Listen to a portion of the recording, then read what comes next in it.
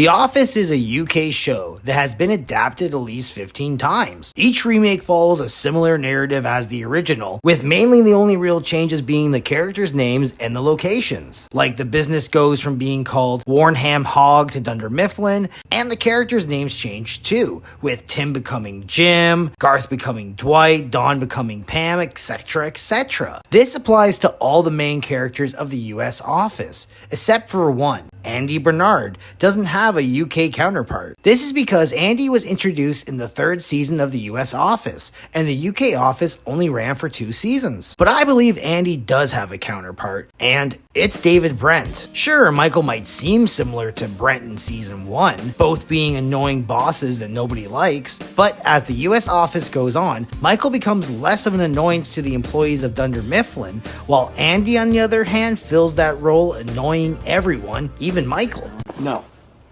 I don't want to do any of that. No, just stop.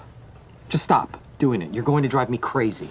And when Michael leaves at the end of season 7, Andy is promoted to manager, reinforcing how similar Andy is to David. In fact, if you look at the last 2 seasons without Michael as its own series, then it makes Andy's arc line closer to David's since, as previously said, the UK Office only ran for 2 seasons. The first episode of season 8 of the US Office and the pilot of the UK Office start with a bumbling, spineless manager that isn't very good at his job and doesn't receive respect by his employees. And both series end with that manager getting fired for incompetence. And when this happens, both of them try to become famous based off the small amount of fame they got from the documentary within the show. Andy gets an agent and tries to become an actor, while David gets gigs at bars performing as a Z-list celebrity. In fact, in the movie David Brent Life on the Road, a movie that takes place after the run of the UK Office, David drives up and down the country trying to fulfill his dream of becoming a rock star unsuccessfully. While in the US Office, Andy tries to be on a reality show called America's Next Acapella Sensation.